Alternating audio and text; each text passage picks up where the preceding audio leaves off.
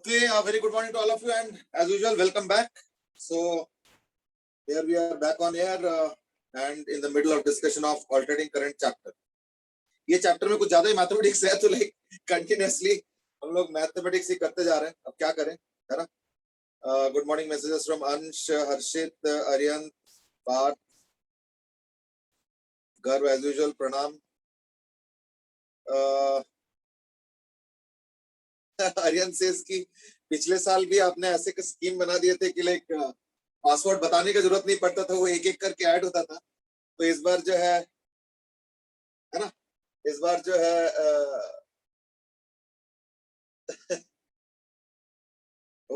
इस बार जो है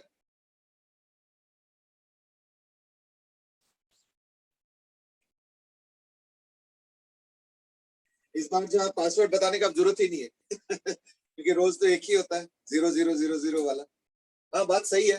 that is also an interpretation कि इस बार पासवर्ड का जरूरत ही क्या है, because it's a known one. हमें दैट्स राइट, है ना? चलो एनीवे, तो like we were in the middle of discussion of alternating current.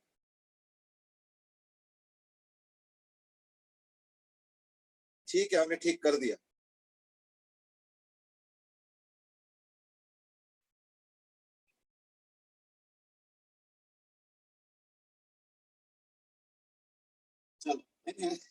I was getting some hint from some people. I won't say what hint exactly, but I hope पता चल गया होगा क्या hint है. तो एनीवे, तो like we were discussing on alternating current. तो हमने कल डिस्कस किया थे कि अगर मान लो तीनों होंगे, रेजिस्टेंस भी होंगे, इंडक्टर भी होंगे, कैपेसिटर भी होंगे, तो इन दैट केस हमें जो है क्वेश्चन को हैंडल कर या सिचुएशन को हैंडल कैसे करना है ना? So that was the thing. I mean, I think we have done that by using phasor diagram. आज उसके ऊपर हम लोग कंटिन्यू करेंगे. क्या कि कल हमने डिस्कस किए थे what is called as resonance condition. तो रेजोनेंस कंडीशन में क्या होता है? For maximum current and power. So this is the condition for maximum current and power. तो क्या कंडीशन है? Now there is something called as resonance angular frequency. वो कैसे आएगा?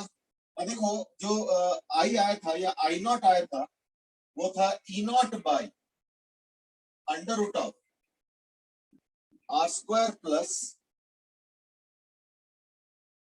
क्या है, under root of E naught by R square plus XC minus XL का whole square. अब वो फ्लक्चुएटिंग होगा, अल्टरनेटिंग, चलो वो तो बात की बात, that is okay. I mean, but the point is that ये हो गया I नॉट का वैल्यू. अब I नॉट का वैल्यू अगर तुमको मैक्सिमाइज करना है ना, तो maximize I naught, what we do is that this one we have to set as equal to 0. यानी set XC minus XL as equal to 0. यानी 1 by omega C minus omega L should be 0. That means omega should be equal to 1 by under root of L. तो इसको हमने बताया था as resonance angular frequency. This is a condition for resonance. यानी XC minus XL is equal to 0. हो गया. यानी basically क्या है, XC is equal to XL. ये कंडीशन है ना, ठीक है ना? यानी रेजोनेंस का मतलब हो गया XC is equal to. अब देखो एट रेजोनेंस क्या क्या चीजें होंगे, जरा देखो. एट रेजोनेंस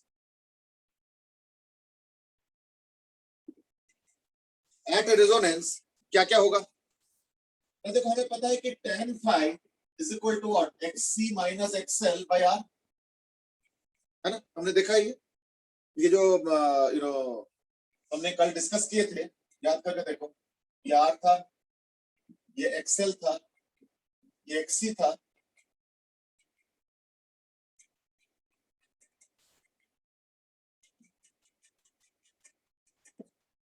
तो tan phi कितना हो गया ना, ये हो गया XC minus XL, है ना? So this is your XC minus XL and this is R. So tan phi is equal to XC minus XL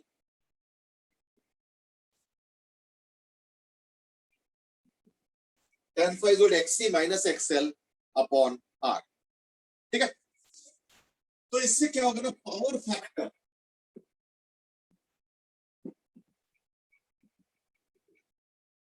ठीक है, is equal to cos phi.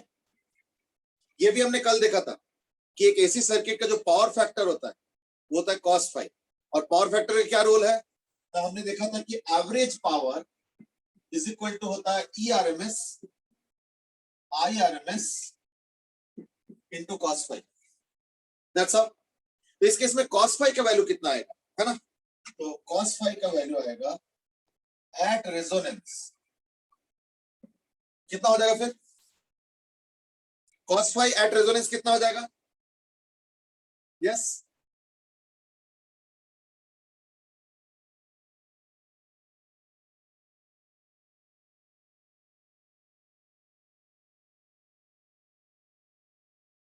cos phi at resonance कितना value आएगा,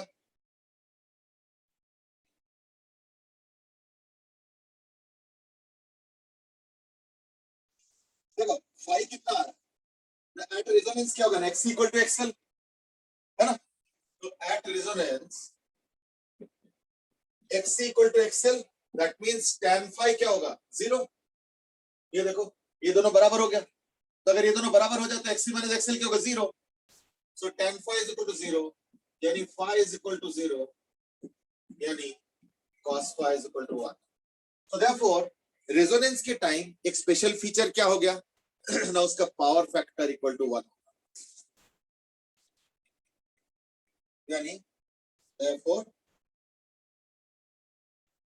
power factor is equal to 1।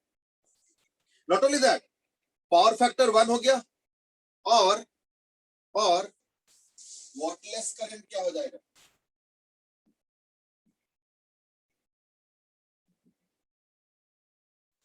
Is equal to 0, ठीक है। Okay, now this is what we have studied till now, उसके basis पे एक discussion, ठीक है। हाउएवर इसके ऊपर और भी डिस्कशन है, अब वो मैं उस पे आना चाह रहा हूं, एंड दैट इज, ये इसको समझो अच्छे से, एंड दैट इज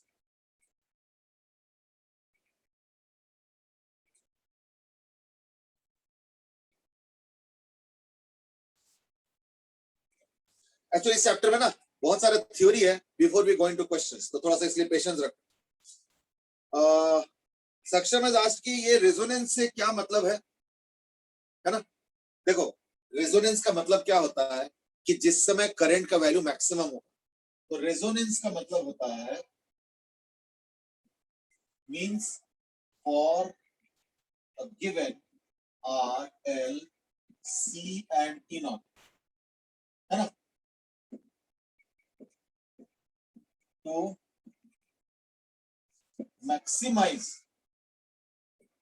करंट, हम करंट को मैक्सिमाइज करना चाहते हैं, उसके कंडीशन को हम लोग बोल रहे हैं resonance. In that case you can not do any omega, एक खास ओमेगा चूज करना पड़ता है, तो उसके लिए मैंने क्या बताया, that we should have therefore Z should be minimum, और Z के अंदर क्या है, R square plus XC minus XL का होल स्क्वायर। अब R तो बदल नहीं पाओगे, R तो फिक्स कर दिया, तो देयरफॉर अगर Z को मिनिमम करना है तो यानी इसी को 0 करना पड़ेगा, है ना, therefore XC minus XL is equal to 0, यानी XC is equal to XL, ये इसका कंडीशन होता है, ठीक है ना। ये section this answer to your question हमें। ओके, अब हम आगे बढ़ेंगे। क्या ना देखो, एक्चुअली अगर देखा जाए तो कभी सोच के देखो, वैसे तो अगर मैं अभी पूछूंगा तो खैर थोड़ा ऑब्वियस सा क्वेश्चन हो जाएगा, इज दैट कभी सोच के देखो, मैथमेटिक्स में हम लोगों ने पढ़ा अबाउट कॉम्प्लेक्स नंबर्स, है ना, हम लोगों ने सर्ट्स भी पढ़े, हमने कॉम्प्लेक्स नंबर भी पढ़ा। चलो सर्ट्स का तो समझ में आता है कि जैसा अगर मान लो किसी स्क्वायर का एरिया अगर 2 है, किसी स्क्वायर का अगर एरिया 2 है तो उसका साइड क्या होगा फिर, √2। So at least we know what and where can we apply surds मतलब जो irrational root under के अंडर क्वांटिटीज होता है। लेकिन कभी ये सोचा है कि कॉम्प्लेक्स नंबर यानी रूट अंडर -1 और उसके मल्टीपल्स, वो कहां यूज होता होगा, 2 + 3 आयोटा, 7 - 2 आयोटा, हम लोगों ने बहुत सारे किए कॉम्प्लेक्स नंबर, फिर उसका एम्पलीट्यूड, उसका आर्ग्यूमेंट, फिर दोनों का प्रोडक्ट, है ना, फिर डी मॉर्गन्स थ्योरम कि अगर दोनों को मल्टीप्लाई करो तो हम कैसे उसको ज्योमेट्रिकली एंगल का सम के हिसाब से एक्सप्रेस करते हैं. Lot of stuff we have done in complex numbers. But have you wondered कि कॉम्प्लेक्स नंबर का यूज क्या है? तो can anyone guess? You might say कि आप तो ऑब्वियस क्वेश्चन पूछ रहे हो, maybe, but can anyone guess some use of complex numbers? Yes, guess करो.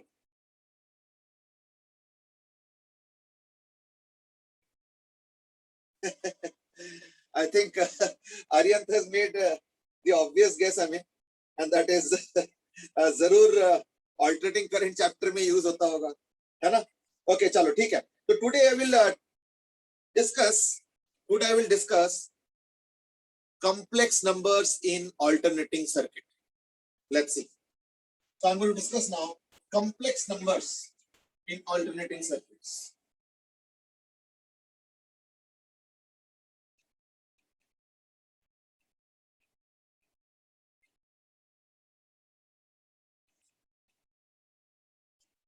So complex numbers in AC circuits. पता कैसे यूज किया जाता है? ओके, ओके, कृष्ण नागर सेठ की कॉम्प्लेक्स नंबर का यूज होता है कि स्टडीज को और हार्ड कर दो, और मुश्किल कर दो, डिफिकल्ट कर दो. Krish, to some extent you are right, because have you noted the name of the chapter? Complex numbers, है ना? तो उस चैप्टर का नाम इमेजिनरी नंबर्स भी तो हो सकता था, पर देखना चैप्टर के अंदर हम इमेजिनरी नंबर्स पढ़ते हैं, लेकिन चैप्टर का नाम देते हैं कॉम्प्लेक्स नंबर्स, यानी पहले ही डरा देते. ये देखो इसमें कुछ कॉम्प्लिकेटेड सा है, देख लो भाई अपने बस का है या नहीं, सोच लो पहले से, चलो व्हाटएवर, यानी पहले से डरा देते हैं. Okay, in fact you know what, ये जो सर्ड के क्वांटिटीज है ना, तो generally I use the word surd numbers use नहीं करते, मैं जनरली यूज करता हूं वर्ड एब्सर्ड नंबर्स. तो generally I prefer the use of the word absurd numbers for surds. Surds मतलब वो जो रूट वाला irrational quantities that you know already. तो खैर anyway, let's now go straight away into कि ये जो एसी सर्किट में कॉम्प्लेक्स नंबर्स का यूज कैसे किया जाता है. तो मैं बताता हूं, देखो, resistance is supposed to be a real number equal to R. तो रेजिस्टर का जो अपोजिशन है, रेजिस्टर का अपोजिशन को हम लोग को बोलते हैं resistance. So opposition by resistor is equal to resistance, and that's a real number, and that is equal to R. चलो ठीक है, that's obvious. फिर है opposition by inductor is equal to reactance, and it's a imaginary number. क्या है मालूम है? Iota omega L. Iota omega L. Similarly, opposition by capacitor, तो ये रिएक्टेंस हो गया इंडक्टिव रिएक्टेंस, ये हो गया कैपेसिटेटिव, पर ये भी रिएक्टेंस ही है, ठीक है ना? रिएक्टेंस ऑफ इंडक्टर, ये हो गया reactance of capacitor, is also imaginary number. क्या होता है? 1 upon iota omega C. 1 upon iota omega C. आ गया? अब पता क्या है? अब पता क्या है? जब हम आरएलसी सर्किट कर रहे हैं, आरएलसी सर्किट हम कर रहे हैं, आरएलसी, जब हम आरएलसी सर्किट कर रहे हैं, ठीक है ना, ध्यान से देखो, जब हम आरएलसी सर्किट कर रहे हैं, तो then the total opposition,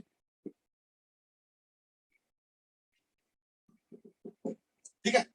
okay, अब मैं यहाँ पे एक और इंटरेस्टिंग सिमिलैरिटी पॉइंट आउट करूंगा, जरा ध्यान से सुनो. This is interesting actually. पता है कैसे इंटरेस्टिंग है? देखो, हमने अभी थोड़ी देर पहले कल डिस्कस किया था कि जो टोटल ऑपोजिशन इन ए सर्किट होता है उसको हम बोलते हैं क्या? इंपीडेंस। हो गया? IMPEDANCE। इस पूरे इंपीडेंस शब्द में कहीं Z मिला क्या? नहीं मिला ना। लेकिन हमने जो इंपीडेंस का सिंबल यूज किया है वो तो Z है ना।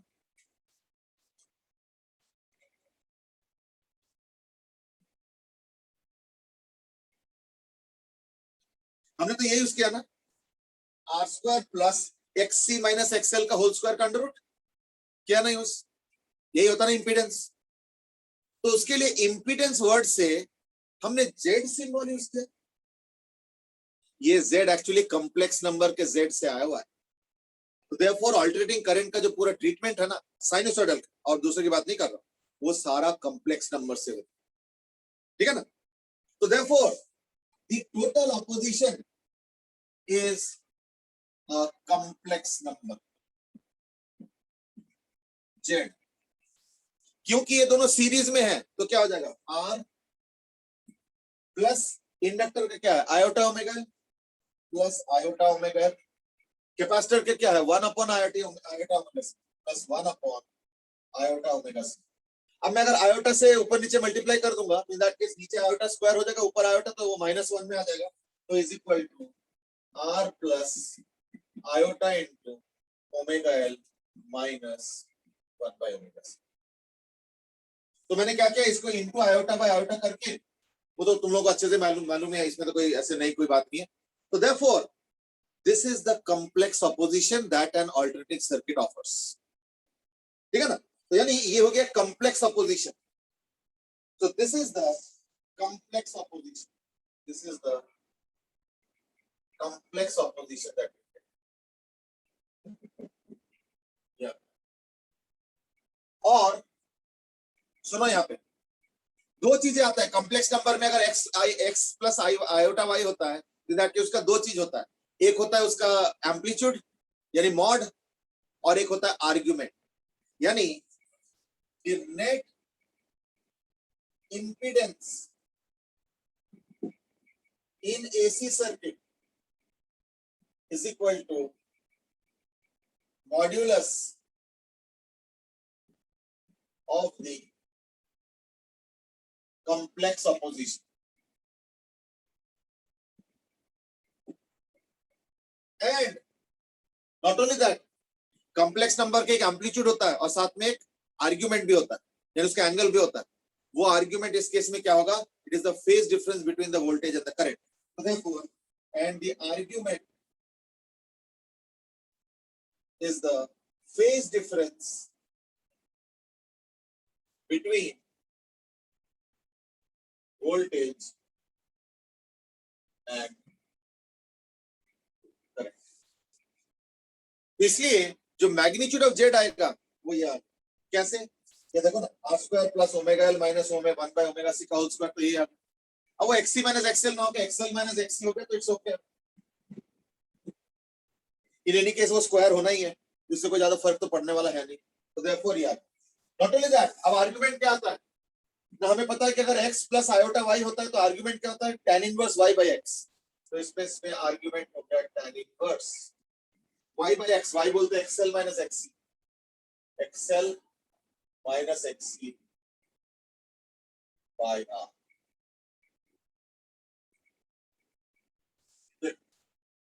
तो ये हो गया आर्गुमेंट z, और ये हो गया इसका phase difference phi, that is tan inverse of xl minus xc by r। ठीक है?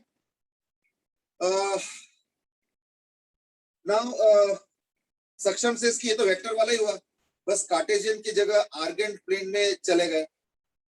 सक्षम you are right only to an extent. पता है क्यों? क्योंकि वेक्टर वाला ना कंप्लीट आंसर नहीं दे पाता। वेक्टर वाला उतना अच्छे से कंप्लीट आंसर नहीं दे पाता है। कॉम्प्लेक्स नंबर कोई भी एसी सर्किट का, कोई भी एसी सर्किट कॉम्प्लिकेटेड सा क्यों ना हो, उसका आंसर दे देता है। सबसे बड़ी तो यही बात हो जाती है। ठीक है ना? आई मैं एक एग्जांपल कराऊंगा, उससे तुमको आइडिया लग जाएगा कि वेक्टर के से सुपीरियर कैसे कॉम्प्लेक्स नंबर, ये तुमको आइडिया लग जाएगा। अभी बस 2 मिनट रुको। यानी अभी तक हमने जो डिस्कस किया था वो था complex number and its related discussion. I mean,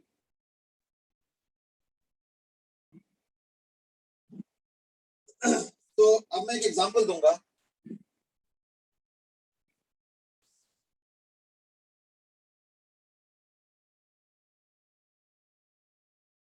example ये है कि सपोज कहता हूं कि एक ऑल्टरनेटिंग करंट सर्किट है.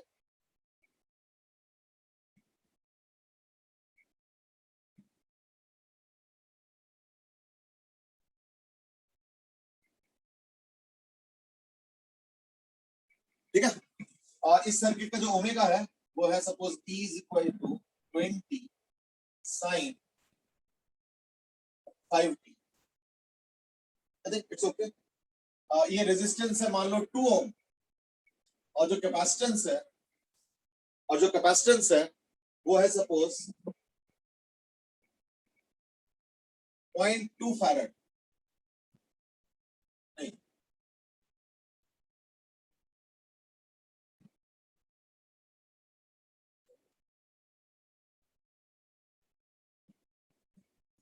और ये है मान लो इंडक्टेंस जो है कुछ मान लो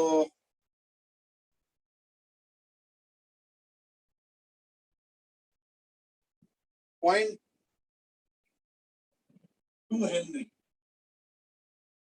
ठीक है. Question is find out the amplitude of current and the phase difference. Go ahead. So find current amplitude and phase difference.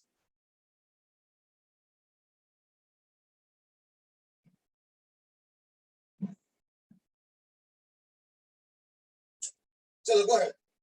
ये रेजिस्टेंस 2 ओम है और ये कैपेसिटेंस 0.2 फैराड है और ये इंडक्टेंस है 0.2 हेनरी. ठीक है ना. और तुमको फाइंड आउट करना है सक्षम में आज की वो जो आपने नेट ऑपोजिशन दिया था सिर्फ सीरीज के लिए लिखवाया था ना. हाँ बिल्कुल, मैंने अभी जो लिखा था ये वाला, this is only for series, this is only for series. पर अभी हमने क्या ना सीरीज नहीं दिया, जानबूझ के नहीं दिया. मुझे पता था कि सीरीज वाला तो उसके बगैर भी कर लोगे, वो तो हमने कल वेक्टर मेथड ही बता दिया था, तो उसके लिए तो और कोई जरूरत नहीं है. पर अब जो है ना वेक्टर मेथड से नहीं कर पाओगे, अब कॉम्प्लेक्स नंबर से करोगे. और क्या करना है टू सी. चलो स्टार्ट करो.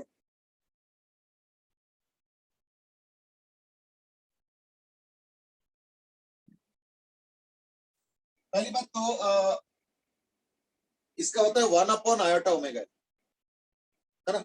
यानी ये दोनों पैरेलल में है, तो पैरेलल के लिए मैं क्या करता हूँ ना, इसको इसका जो कॉम्प्लेक्स नंबर है वो है सपोज Z1. तो इसका जो कॉम्प्लेक्स अपोजिशन है ना वो मैं Z1 मान, तो यानी हो जाएगा 1/Z1 is equal to 1/2 1 upon R plus 1 upon iota omega, 1 upon iota omega L omega C 1 upon iota omega C. मैंने गलती से L बोला था, C है. तो C तो दे रखा है 0.2, तो 5 इंटू 0.2. ठीक है.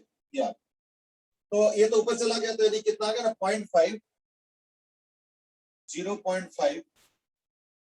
ये अगर हाफ कॉमन लेता हूं ये होता है 1 प्लस आई आयोटा. ये हो गया 1 प्लस Z. ठीक है, ये हो गया 1 plus Z, sorry 1 upon Z. तो Z1 क्या हो जाएगा फिर, therefore Z1 is equal to 2/1 plus iota.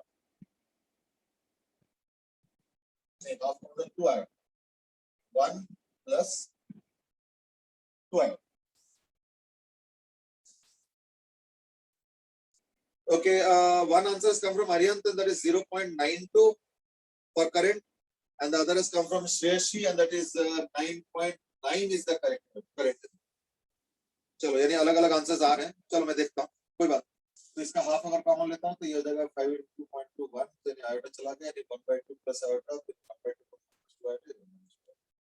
ठीक है, तो यानी 1 - 2 आयोटा से मैंने मल्टीप्लाई करोगे, यानी 2 into 1 - 2 आयोटा और ये 1 प्लस मतलब 1 माइनस 4 आयोटा स्क्वायर, तो यानी 1 प्लस 4 यानी 5 आया, ठीक है।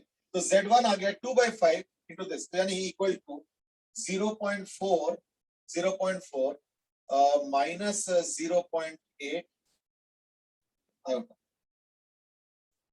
या तो ये हो गया complex opposition. Okay, Aryan says कि नहीं मैंने तो सिर्फ टोटल अपोजिशन दिया है। अच्छा चलो ठीक है, डजंट मैटर। तो ये आ गया 0.4 माइनस 0.8 आयोटा आ गया। ये आ गया फॉर क्या बोलते हैं Z1। लेकिन अभी एक सीरीज में और है, वो है इंडक्टर। तो इंडक्टर क्या होता है आयोटा ओमेगा एल। तो देयरफॉर फाइनली जब पूरा Z निकालोगे, पूरा Z, तो पूरा Z क्या हो जाएगा, तो पूरा Z हो जाएगा Z1 यानी 0.4 माइनस 0.8 आयोटा प्लस ये तो डायरेक्टली आयोटा ओमेगा एल, यानी आयोटा ओमेगा एल, यानी 1, तो 1 माइनस दिस, यानी equal to 0.4 minus 0.2 plus 0.2 iota, या ठीक है।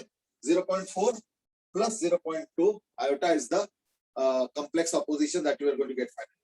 So therefore इससे क्या होगा, the mod z is equal to 1 upon 10 4 square 16 plus 4 20, तो root 20 0.0 1 by 10 कर लिया तो 4 plus 2 1 by 10 बाहर आ गया 16 20 4 2 root 5 by 10 1 by root 5 आ रहा है, 1 by root 5 ये आंसर आ। एक बार मेरा फिर भी कैलकुलेशन चेक कर लेना, but as per my calculation what we are getting as an opposition is 1 upon root 5 ohm. तो देयरफॉर जो करंट एम्पलीट्यूड आएगा, करंट एम्पलीट्यूड आएगा वो आएगा equal to voltage amplitude upon impedance amplitude. तो वोल्टेज हो गया 20 बाय 1 by root 5, यानी equal to 20 root 5 Ampere's.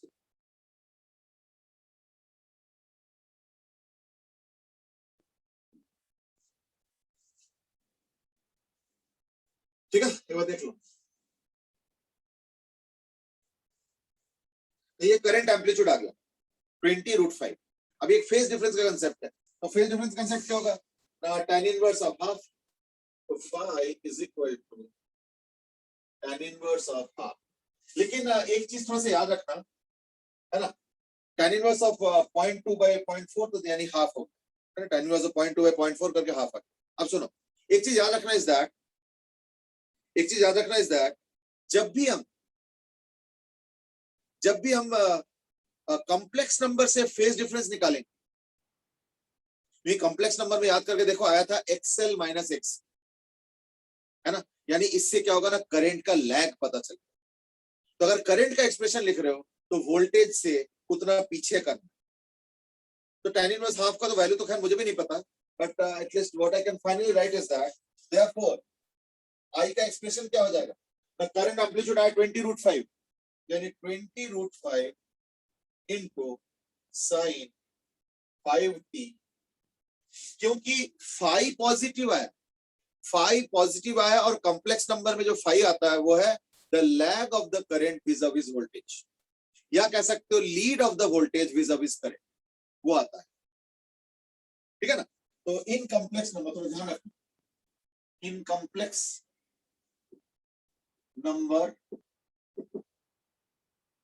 Impedance method, ठीक है, mod z is equal to impedance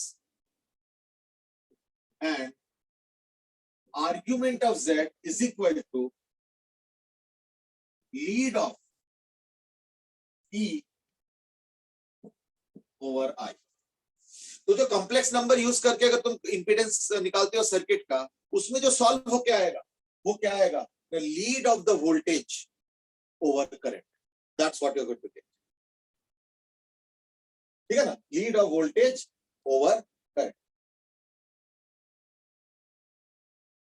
fine, तो इस केस में ले रहा है tan इनवर्स हाफ, तो करंट क्या होगा फिर, लैग कर रहा है क्योंकि आंसर पॉजिटिव है, तो this is the lead of the voltage over current, यानी मैं लिखूंगा माइनस tan इनवर्स ऑफ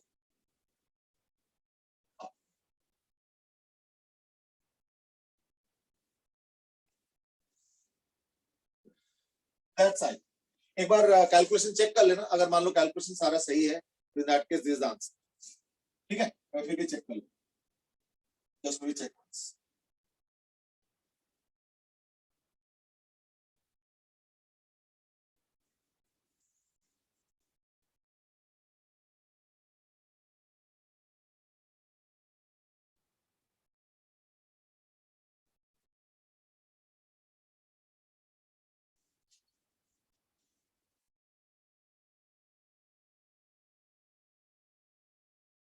ठीक है ना, तो ये हो गया an example of how to deal with complex numbers in case of AC circuit. तो उसी कॉम्प्लेक्स नंबर से हमें टोटल इंपीडेंस निकालना है पहले, और इंपीडेंस के बाद आर्गुमेंट, और दोनों को यूज करके हम वोल्टेज वाले एक्सप्रेशन से हम करंट वाले एक्सप्रेशन पे जा सकते हैं। ठीक है, चलो अगर ये ओके हो गया तो in that case let me proceed now.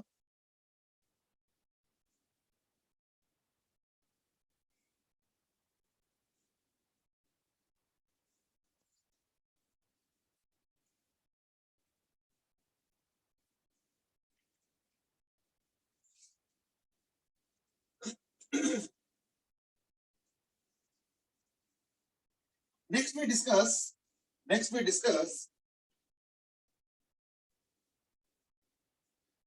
discuss what is called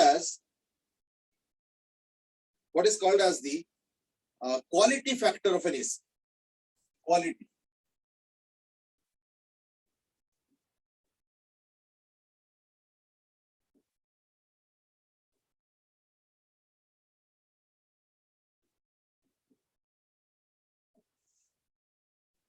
Before I go into this idea or concept of quality factor, before I go into the idea or concept of quality factor, let me introduce you to something else, and that is how really AC is useful for us. या ये resonance ये कैसे हमारे लिए useful होता है, वो हम डिस्कस करना चाहेंगे। ठीक है ना। ओह सोम, नाउ यू आर आस्किंग कि इंपीडेंस मेथड बता दो एक बार। अब तो मैंने मिटा दिया सब कुछ, है ना, उसी टाइम बोलना चाहिए था ना। है ना, उसी टाइम बोलना चाहिए था, बट चलो कोई नहीं, एक काम करेंगे, एक और क्वेश्चन मैं करता हूँ, अभी थोड़ा देर में करता हूँ। अभी एक ही टाइप के क्वेश्चन रिपीट करूंगा तो it won't be good. What we are going to today discuss is Q factor. बस इसको समझो। हमने देखा था कि अल्टरनेटिंग करंट में कि अगर मान लो कैपेसिटेंस रखते हो और अगर उसका फ्रीक्वेंसी बहुत कम होता है तो जबरदस्त ऑपोजिशन करता है, करंट लो हो जाता है। और अगर इंडक्टर रखते हो तो इन दैट केस, अगर हाई फ्रीक्वेंसी रखते हो, इन दैट केस ऑपोजिशन यानी इंडक्टिव ऑपोजिशन यानी रिएक्टेंस ऑफ इंडक्टर बहुत हाई हो जाता है, उसके चक्कर में ऑपोजिशन हाई हो जाता है, तो भी करंट लो हो जाता है। तो देखो करंट लो दो तरीके से होता है, या तो बहुत लो फ्रीक्वेंसी हो तो कैपेसिटर रोक देता है उस करंट को, या तो बहुत हाई फ्रीक्वेंसी हो तो इंडक्टर रोक देता है। तभी देखा होगा कि बीच के एक वैल्यू पे जो है करंट सबसे ज्यादा हो। चलो ठीक है, दैट्स ओके। एक्चुअली पता क्या होता है, जब कोई भी अगर ऐसे सर्किट बनाते हो ना तो उसके पैटर्न लगभग ऐसे हो गया करंट, ये हो गया ओमेगा। तो जब ओमेगा एकदम जीरो होता है तो करंट जीरो, और जब ओमेगा इंफिनिटी होता है तो भी current zero. So this graph is more or less showing as the pattern, this graph is showing us more or less the pattern of how current varies with omega. It's okay. अब सुनो ध्यान से। Let's say जैसे हम लोग आज के दिन में अगर टीवी देखते हो, जब मैं छोटा था तो पता क्या, हमारे टीवी में जब पहली बार टीवी आया था तो सिर्फ 16 चैनल चलता था, यानी सिर्फ 16 यानी 16 चैनल्स के प्रोविजन थे, सिर्फ 16। ये मैं तब की बात कर रहा हूं जब मैं बहुत ज्यादा छोटा था। जब घर में पहली बार टीवी आया था और ऑल दोस थिंग्स, मतलब पहले ब्लैक एंड व्हाइट फिर बाद में कलर्ड एंड ऑल, तो वो सब चीजें। अब मैं उस जमाने की बात कर रहा हूँ, ब्लैक एंड व्हाइट भी एक जमाना था, वो अलग बात है कि हम लोगों ने डायरेक्टली कलर्ड ही लिए थे, बट उस समय का जो टीवी था उसमें सिर्फ 16 चैनल का प्रोविजन, आज के दिन में 1000 चैनल का प्रोविजन। पर कभी सोचा है ये बढ़ा कैसे?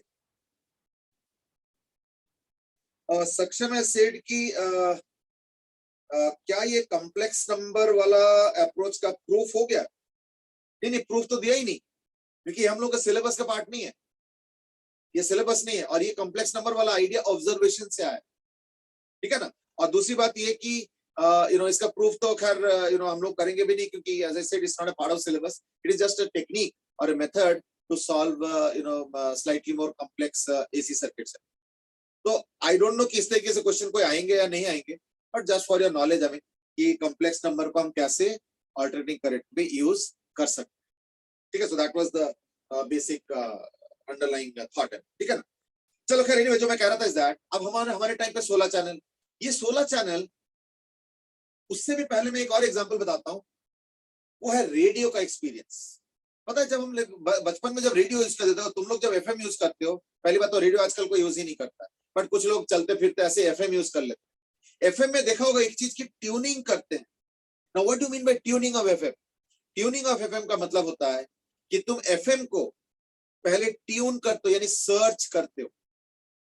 सर्च करते करते पता क्या होता है, वो जो ट्यूनर होता है, एफएम का ट्यूनर होता है टीवी में या रेडियो में, या आजकल तो मोबाइल में भी आ जाता है, लैपटॉप में, वो करता क्या है, वो ना लो से लेके हाई फ्रीक्वेंसी प्रोड्यूस करता रहता है, और देखता है कि उसके रेजोनेंस किस पे हो रहा है। तो इट बेसिकली स्टडीज रेजोनेंस, ठीक है ना। देखता है कि उसके रेजोनेंस कहां पे होता है, तो जब वो रेजोनेंस में आता है ना, तो उस चीज को वो नोट कर लेता है कि यहाँ पे रेजोनेंस हुआ, इस फ्रीक्वेंसी पे रेजोनेंस हुआ, तो यानी वो उस पर्टिकुलर चैनल का के साथ ट्यूनिंग कर ली। और फिर क्या करता है ना, वो जो फ्रीक्वेंसी पे मैक्सिमम हुआ था करंट, उसको स्टोर कर लेता है, हो गया। फिर फ्रीक्वेंसी अब और हायर सर्च करते हैं, हायर करते करते करते और हायर, फिर एक और जगह पे करंट का वैल्यू ज्यादा आ गया, फिर करंट का वैल्यू कम आ गया, तो उसके अंदर सॉफ्टवेयर होता है, ये सब चीजें ऑब्वियसली आजकल तो सब कुछ सॉफ्टवेयर से होता है, वो उसको आइडेंटिफाई करता है, और जब पीक वैल्यू ऑफ करंट के बाद वापस आने लगता है, तो जो पीक वैल्यू है उसके कॉरेस्पॉन्डिंग जो ओमेगा है, यानी set of inductor and capacitor, वो उसको स्टोर कर लेता है। इस तरीके से वो पूरे जो फ्रीक्वेंसी रेंज है उस पर सर्च करता है। सर्च करके उसने क्या किया, यानी सर्किट ने क्या किया, सर्किट ने सर्च करके बस वो ओमेगा के पॉइंट्स को पिकअप कर लिया जहां पे रेजोनेंस हो रहा है, यानी वही उस सेंटर के फ्रीक्वेंसीज है। देखना कई बार टीवी में अनाउंसमेंट होता है कि हमारे चैनल इस फ्रीक्वेंसी में इस बैंड में मिलेगा, तो मतलब क्या होता है कि वो फ्रीक्वेंसी बता रहा है कि अगर तुम मैन्युअली सर्च कर रहे हो तो दैट केस ये वाले फ्रीक्वेंसी को सर्च कर, that's what it is suggesting. लेकिन हम लोग के पास जो ट्यूनर होता है तो वो चीज को ऑटोमेटिकली करता है, और उन पॉइंट्स पे जहां जहां पे करंट का मैक्सिमम हुआ है, उनके कॉरेस्पॉन्डिंग जो एल और सी का पेयरिंग है ना, वो उसको स्टोर कर करके रख लेता है, हो गया। अब जब जब मुझे चैनल चलाना होता है, तो देखो मैं तो नंबर दबाता हूँ कि जैसे मान लो 423 चैनल चला, तो I just in the remote place press 423। 423 जैसे तुमने प्रेस किया तो पता क्या होगा, उसके कॉरेस्पॉन्डिंग जो स्टोर्ड है फ्रीक्वेंसी, समझो ना, वो कैपेसिटर और इंडक्टर को एक्टिवेट करता है। याद रखना, जो चैनल्स आ रहे हैं केबल के थ्रू या डिश एंटेना के थ्रू, वो सारे इकट्ठे मिक्स होके आ रहा है, आई विल रिपीट, मिक्स होके आ रहा है, लेकिन चलेगा अल्टीमेटली वही चैनल जो तुमने सिलेक्ट किया। ये कैसे हो पाता है? ये इसलिए हो पाता है क्योंकि ये फ्रीक्वेंसी सेपरेटेड है। लेकिन पता है क्या, मैं एक और एग्जांपल दूंगा। जब हम लोग रेडियो चलाते थे, बचपन की बात कर रहा हूं, उस समय ना हमें रेडियो को घुमा घुमा के चलाना पड़ता था, ऐसे नॉब घुमा घुमा के चलाते थे हम लोग, फ्रीक्वेंसी को घटाते थे, बढ़ाते थे एंड सो ऑन। और पता क्या होता था, जैसे तुम धीरे धीरे नॉब घुमाओगे ना, तो नॉब के पीछे ना एक सेट ऑफ कैपेसिटर्स होता था जो कि ऐसे ऐसे चल रहा है। तो ये जो कैपेसिटर, ये सबसे ज्यादा कैपेसिटेंस है। अभी जैसे जैसे दूर बाहर जा रहा है तो क्या होता है, इससे कैपेसिटेंस घटता है, यानी कैपेसिटेंस बदलता है। तो इंडक्टर जो एक होता था वो फिक्स होता था, और ये जो वेरिएबल कैपेसिटर है उससे कैपेसिटेंस बदलता है, तो एल इंटू सी बदल गया, तो अलग अलग फ्रीक्वेंसीज इससे प्रोड्यूस होता है। और जब इनकमिंग फ्रीक्वेंसी और ये वाला एलसी की वजह से फ्रीक्वेंसी बराबर होता है, तो अब जाके रेजोनेंस होता है, तो वही वाला जो चैनल है वो प्ले करेगा। अब इसमें पता क्या होता था कि जैसे नॉब को थोड़ा सा दाएं बाएं करोगे ना, तो देखना उसका रिसेप्शन का क्वालिटी पुअर हो जाता है, यानी एक पॉइंट पे रिसेप्शन बहुत शार्प होता है, आवाज वगैरह जो भी रेडियो में होता है बड़े अच्छे से सुनाई देता है। जैसे ही नॉब को थोड़ा लेफ्ट या थोड़ा राइट घुमा दो तो देखना उसका आवाज का क्वालिटी डाउन हो जाता है। अब मुझे नहीं पता तुम लोगों ने इस टाइप का रेडियो कभी ऑपरेट भी किया है नहीं किया है, आई डोंट थिंक सो। आजकल तो इंस्टेंटेनियस का जमाना है, मोबाइल पे एफएम लगाया तो एकदम से लग जाता है, पर हमारे टाइम ऐसे नहीं होता था, हम लोग को ट्यूनिंग करना पड़ता था, इन द सेंस कि हमें सर्च करना पड़ता। अब ये जो मैंने बोला कि एक पॉइंट पे तो अच्छा आवाज, जैसे थोड़ा लेफ्ट करो थोड़ा राइट करो तो आवाज का क्वालिटी डाउन, ये क्यों?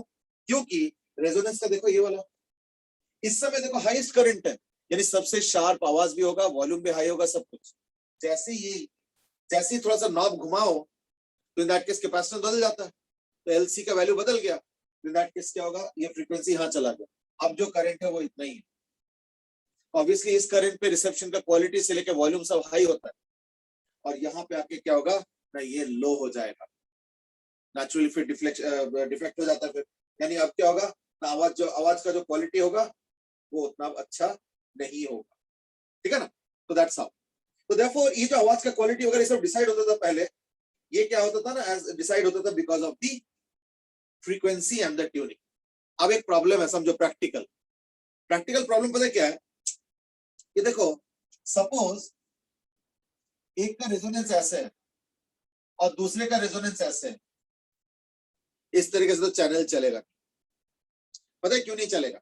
क्योंकि जिस समय तुम ये वाला चैनल चला रहे हो तो उसके कॉरेस्पॉन्डिंग ये करंट है, उस समय दूसरे वाले चैनल का भी तो अच्छा खासा करंट आ रहा है। देखो पहले वाले चैनल का करंट इतना है, दूसरे वाले चैनल का करंट इतना है, तो ये भी तो अच्छा खासा करंट है, ये भी तो अच्छा खासा करंट है, यानी क्या होगा, इसका सिग्नल भी अच्छा खासा मिलेगा तुमको। पता चला तुमने न्यूज ऑन किया है, न्यूज का वीडियो सब कुछ आ रहा है, लेकिन पता चला पीछे बैकग्राउंड में गाना भी चल रहा है, क्यों? पता चला बगल वाले चैनल जो है गाने का चैनल है, म्यूजिक चैनल है, तो तुमको न्यूज भी सुनाई दे रहा है और तुमको गाने वाला भी कुछ अच्छा खासा हिस्सा सुनाई दे रहा है।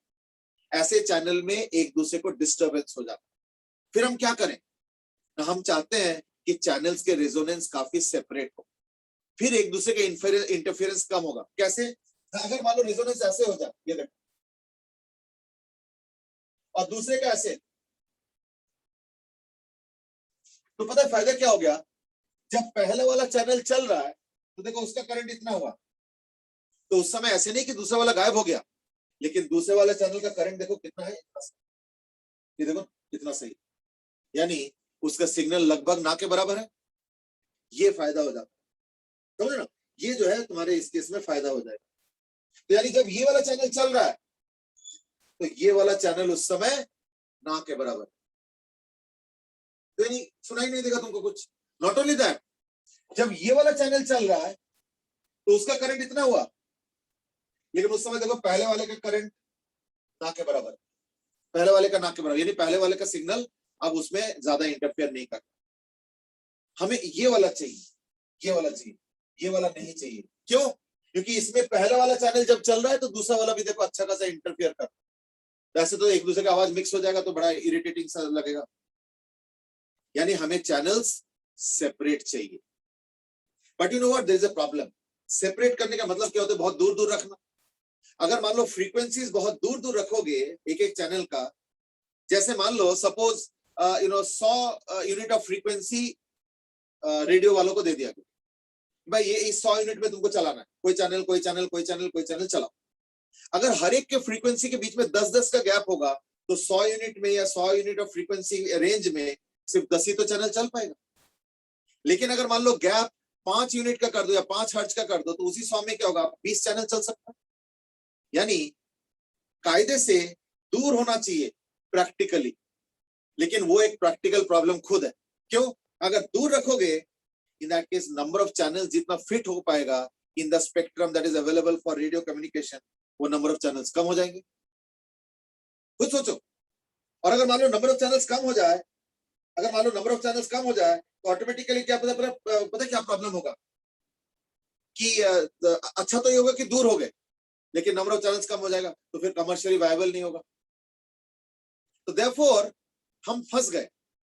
कायदे से चैनल्स दूर होना चाहिए, कायदे से चैनल्स दूर होना चाहिए, लेकिन अगर दूर करते हो तो in that case number of channels कम हो जाता है। तो इसका क्या तरीका है? तरीका ये है कि रेजोनेंस को बहुत पतले से कर दो।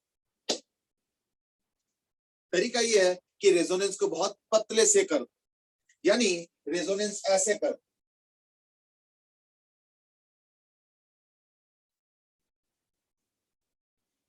ऐसे।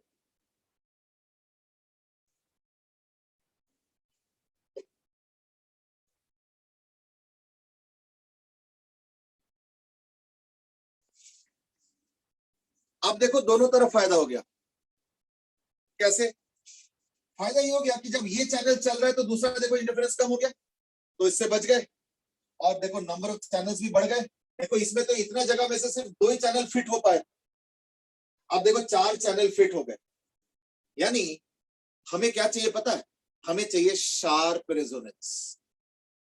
इसलिए ये जो क्वालिटी फैक्टर है, इसका टॉपिक का हेडिंग ये भी है, that is sharpness of resonance.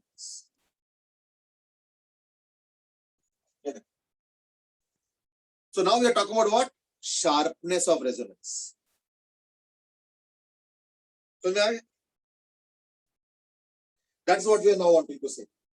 तो हमें क्या चाहिए? हमें शार्पनेस ऑफ रेजोनेंस चाहिए। इसका मतलब क्या? हम चाहते हैं कि रेजोनेंस शार्प शार्प हो। उससे क्या होगा? नंबर ऑफ चैनल्स जो तुम फिट कर पाओगे, नंबर ऑफ चैनल जो फिट कर पाओगे एक सर्टेन विड्थ में, वो बढ़ गया। क्यों? क्योंकि एक एक चैनल का विड्थ कम हो गया। तो यानी मैं कह सकता हूं कि ये रेजोनेंस ज्यादा शार्प है, ये रेजोनेंस लेस शार्प। तो sharpness of the resonance is what we need so that we can fit more channels in a certain bandwidth. ये देखो एक बड़ा प्रैक्टिकल प्रॉब्लम है। ये जितना भी ये सारे ऑप्शन नहीं होता है, 2G 3G 4G, होता क्या? These are actually frequency bands which are being auctioned for the private, कि ले लो खरीद लो और अपने चैनल चलाओ, है ना? तो वो अपने चैनल इस तरीके से चलाते हैं। एंड नॉट ओनली दैट, ये मोबाइल के ऊपर भी लागू है। मोबाइल में देखो अलग अलग जो बातें चल रहा है पैरेलली, वो इसलिए चल रहा है क्योंकि हर मोबाइल में एक अपना अपना रेजोनेंस फ्रीक्वेंसी सेट। तो ये बड़ा कॉम्प्लिकेटेड और बड़ा इंटरेस्टिंग चीज है एक्चुअली रियल लाइफ। वो अलग बात है कि हम ज्यादा इस पे ध्यान नहीं देते हैं, but it does have an impact on our life also. तब मैं बताना चाहूंगा what do you mean by sharpness of resonance. तो शार्पनेस ऑफ रेजोनेंस हम कैसे मेजर करें, है ना? तो शार्पनेस ऑफ रेजोनेंस की जो डेफिनेशन, वो समझो। तो now I am looking at definition of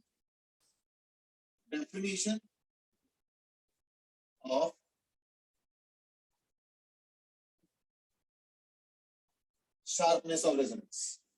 कैसे डिफाइन करें? तो पहली बात तो ये है रेजोनेंस, ये इस तरीके से होता है, ठीक है? तो शार्पनेस ऑफ रेजोनेंस क्या होता है? शार्पनेस यानी Q factor is called as sharpness. इसको कैसे डिफाइन किया गया?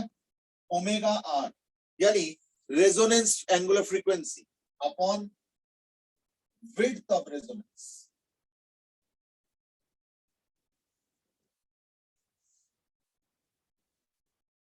ऑब्वियसली जब रेजोनेंस कर्व का विड्थ कम होगा तो ज्यादा शार्प होगा, और रेजोनेंस कर्व का जब विड्थ ज्यादा होगा तो लेस शार्प होगा। ये देखो विड्थ ऑफ रेजोनेंस, अगर विड्थ ज्यादा हुआ तो लेस शार्प, विड्थ अगर कम हो गया तो मोर शार्प।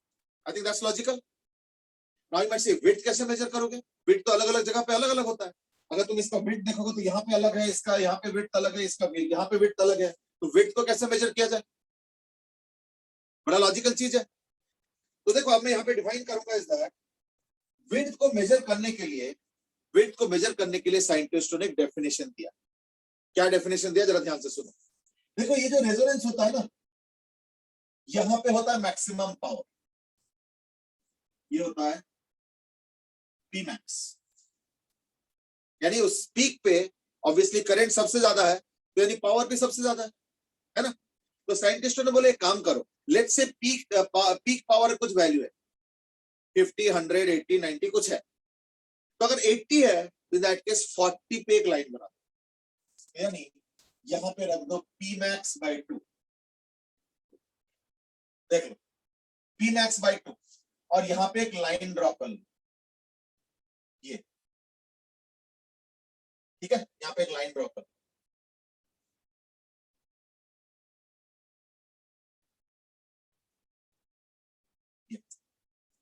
ठीक बीचों बीच लाइन ड्रॉ करना, यानी अगर मैक्सिमम पावर पी मैक्स होता है तो ठीक बीच में एक लाइन ड्रॉ कर लेना पी मैक्स बाई 2,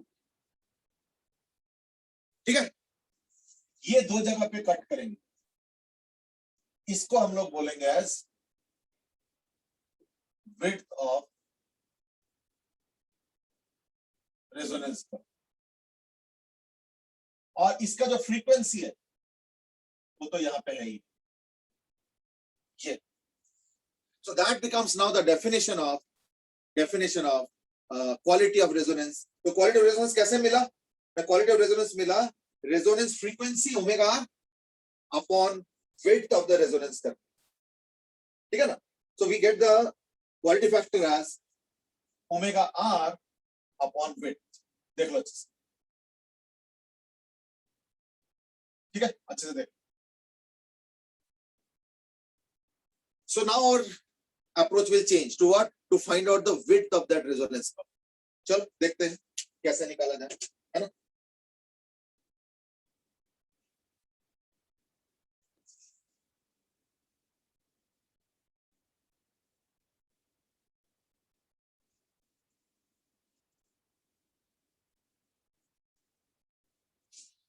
तो एक चीज बताओ जरा कि इस पॉइंट पे at resonance Z is equal to होता है R. ये तो हमें पता है कि रेजोनेंस में क्या होता है ना, XL और XC बराबर होता है. तो अगर XL और XC बराबर होगा तो इन दैट केस तो Z is equal to R रहेगा, है ना? तो कुछ एक पावर बनेगा. अगर मान लो तुमको आधा पावर चाहिए, और याद रखना एक चीज कि पावर सिर्फ और सिर्फ रेजिस्टेंस में क्रिएट होता है और कहीं नहीं क्रिएट होता है. ठीक है? तो therefore at resonance Z is equal to R and P is equal to P max. उस समय P मैक्सिमम होता है. कितना होता है? ERMS का स्क्वायर बाय R. ये होता है P मैक्स. सिंपल चीज है. मान लो तुमको इससे आधा पावर चाहिए तो क्या करो? तो to get power half of this, Z का वैल्यू क्या होना चाहिए? बताओ जरा. अगर तुमको इससे आधा पावर चाहिए तो Z का वैल्यू क्या रखोगे? बताओ जरा. बोलो बोलो. अरियंत दास की क्या ये टीवी में भी ऐसे ही होता है? सिर्फ टीवी में नहीं, टीवी में, रेडियो में, वॉकी टॉकी जितने भी है वो पुलिस वाले, मिलिट्री वाले, उनके पास वो उसमें भी बस आई थिंक यही होता है. टीवी में, रेडियो में, हाँ मोबाइल्स में भी. तो लगभग कम्युनिकेशन जहां जहां हो रहा है वहां पे रेजोनेंस का कंसेप्ट और शार्पनेस ऑफ रेजोनेंस का कंसेप्ट जरूर लगेगा. ठीक है ना? तो it's a universal concept and almost.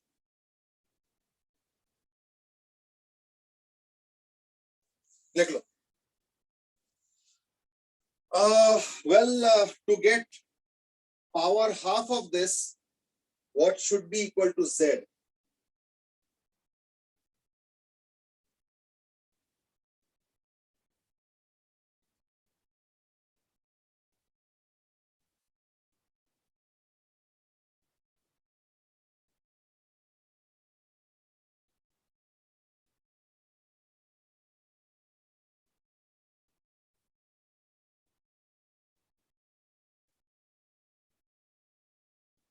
Okay. कुछ लोगों ने आंसर दिए हैं. पार्थ ने दिए कि अगर पावर को आधा करना है तो Z को 2R कर दो. अरियंत ने भी बोला कि Z को 2R कर लो. पार्थ ने भी बोला 2R कर लो. सोम ने भी बताया 2R कर. Okay.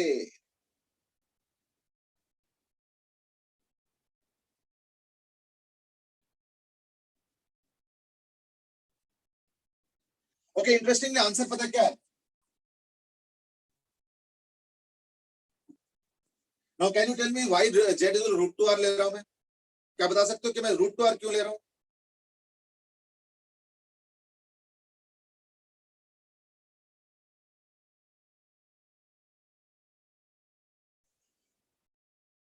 To get power half of this maximum value, ये P max है. लेकिन आधा पावर के लिए देखो मैंने Z का वैल्यू 2R नहीं लिया, मैंने √2R लिया. बता सकते हो क्यों? ऑरियंट हैज गिवन आंसर्स कि ERMS भी तो चेंज हो जाएगा ना. ERMS चेंज नहीं होगा.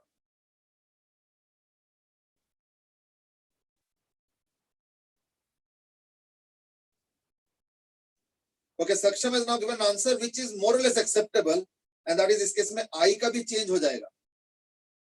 जो कि जेड पे डिपेंडेंट है। एक्चुअली पता क्या ना, ये ना मैंने थोड़ा शॉर्टकट मारा। कैसे? एक्चुअली पता क्या है, एक्चुअली तो पी होता है या पी एवरेज जो होता है वो क्या होता है, E R M S I R M S cos phi at resonance. क्या होता है ना, देखो कॉस फाइव तो 1 हो जाता है और आई आर एम एस को लिख लो E R M S by Z, तो therefore this will become equal to ERMS का स्क्वायर बाय R। क्यों? क्योंकि रेजोनेंस में तो जेड आर के बराबर है, तो IRMS क्या होता है ना, ERMS बाय जेड, लेकिन रेजोनेंस में तो जेड आर हो जाता है, तो ERMS बाय आर, तो ERMS into ERMS by R, तो देयरफॉर ERMS का स्क्वायर बाय आर, और यही हो जाएगा equal to P max. I hope यहां तक ठीक है।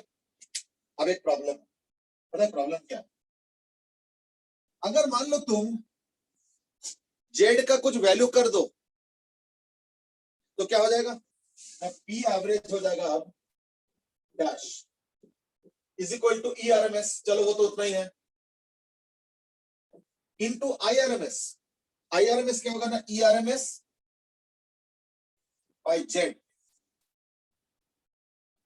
Into cos phi. भाई कॉस फाइव भी तो होगा, रेजोनेंस में कॉस फाइव 1 हुआ था, बट कॉस फाइव हमेशा थोड़ी 1 हो जाएगा, है ना, तो कॉस फाइव कितना होगा, तो कॉस फाइव हो जाएगा आर बाई जेड। ठीक है, अब तुमको जो आप पावर चाहिए वो पी मैक्स का आधा चाहिए, तो this should be equal to P max by 2। So therefore, ERMS square R by Z square should be equal to P max by 2। अब P max कितना है, ERMS square by R, तो यानी ERMS square by 2R।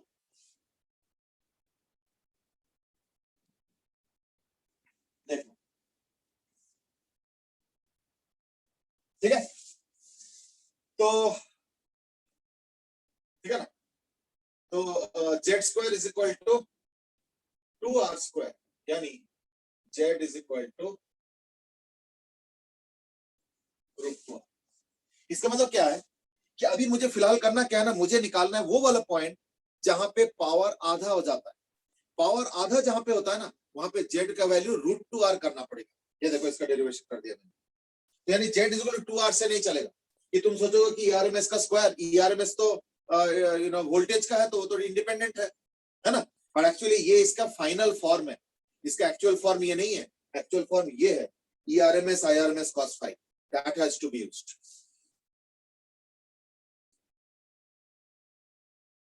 ठीक है ना, I hope you are getting it.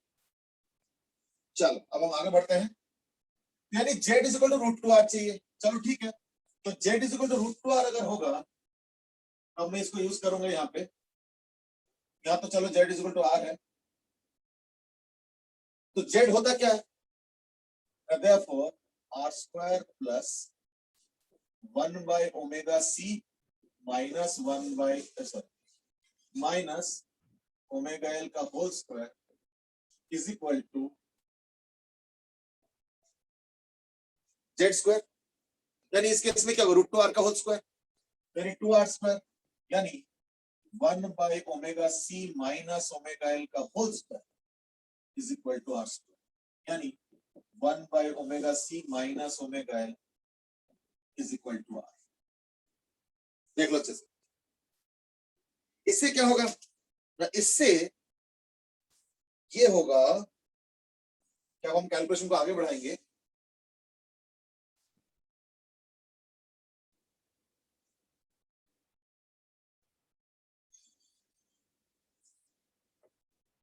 अब एक काम करते हैं, ये जो ओमेगा, ये कौन सा ओमेगा ना, ये ओमेगा, अच्छा हम लोग ये मान के चलते हैं कि रेजोनेंस इज क्वाइट शार्प, तो वी आर एज्यूमिंग अप्रोक्सीमेटली कि अगर इसका विड्थ डेल्टा डब्ल्यू होता है, ये विड्थ अगर डेल्टा डब्ल्यू होता है, तो हम लोग अप्रोक्सीमेटली ये मान रहे हैं कि ये आधा और ये आधा, यानी ये हम मान के चल रहे हैं कि ये हो गया डेल्टा डब्ल्यू बाई 2 और ये हो गया डेल्टा डब्ल्यू बाई 2, ये अप्रोक्सीमेटली मान लो, तो ऐसे केस में ये जो है ना, इसको यहाँ से हटा देता हूँ, नहीं तो फिर दिखेगा नहीं कुछ। तो यहाँ से ये वाला जो पॉइंट है, ये तो ओमेगा आर है, ये वाला पॉइंट हो गया omega R plus delta omega by 2, और ये वाला पॉइंट हो गया omega R minus delta omega by 2। अब तुम दोनों से सॉल्व करके देख लेना, आंसर सेम आए, so don't worry on that, ठीक है ना। तो कोई एक को पुट कर लो, इसी में यही पुट कर लेता हूँ, चलो ये वाला, तो ये क्या हो जाएगा ना, देयरफॉर ये बन जाएगा 1 upon omega R minus delta omega, sorry minus delta omega by, तो omega R minus into C minus omega, यानी minus omega R minus delta omega by 2 into L is equal to R. ये देखो, ये equation आ गई। यानी अब मैं काम करता हूं, ओमेगा आर को कॉमन ले लो, 1 अपॉन ओमेगा आर इंटू सी, तो ये ऊपर चला जाएगा 1 माइनस डेल्टा ओमेगा बाई, ठीक है, minus omega R L plus delta into omega L by 2 is equal to R. इसको भी अप्रोक्सीमेट अगर कर दो तो यानी 1 by omega R C minus omega R L plus delta omega, अगर कॉमन लो ये भी प्लस आएगा,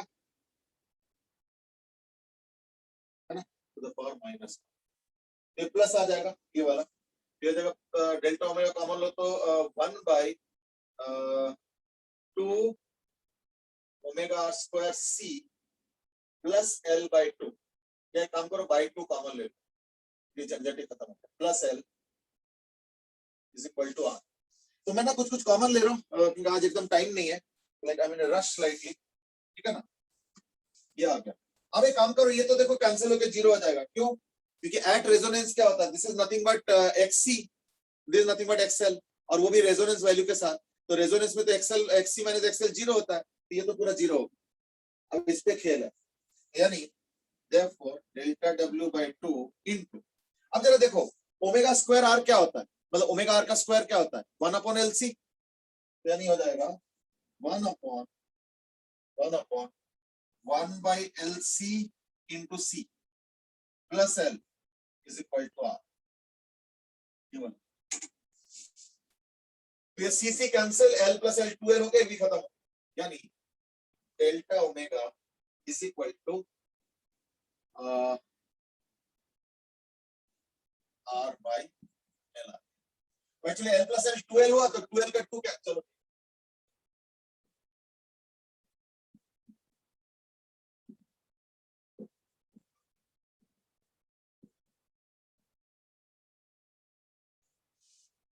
ठीक है। क्वालिटी हमने कैसे डिफाइन किया था, omega R upon delta omega, वो delta omega solve, therefore finally क्या हो गया, Q is equal to omega r by delta omega, and that is equal to omega r upon r by L, यानी into L by R. This is the value of Q.